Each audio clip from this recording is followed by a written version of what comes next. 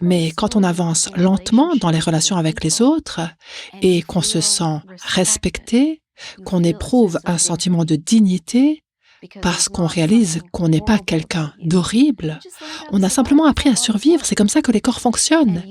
Et qu'on fait ces pratiques avec une autre personne, cela génère énormément de ce que nous appelons la corrégulation.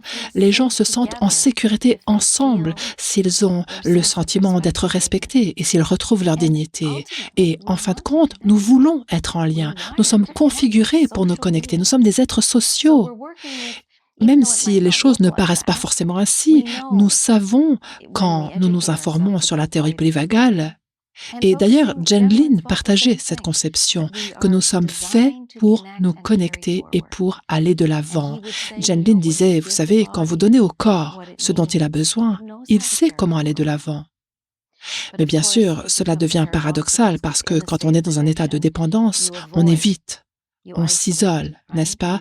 Et notre attachement principal est la chose qui nous maintient en vie.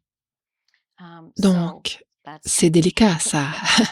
Mais ce n'est pas si délicat que ça si on commence lentement à établir une relation, à restaurer un sentiment de dignité ou à le créer ensemble et si on peut se sentir proche et en lien.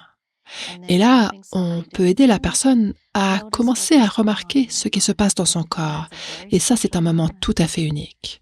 Quand on voit que la personne est prête, on peut alors voir une petite larme, n'est-ce pas? Ou une sorte de serrement dans la gorge. Et si on ressent ce sentiment de chaleur et de connexion, alors le thérapeute peut dire, tiens, vous savez, j'ai remarqué qu'il y avait une petite larme là, n'est-ce pas? La personne ne l'aura peut-être même pas remarqué au début, mais ensuite elle commencera à se sentir en lien avec elle-même.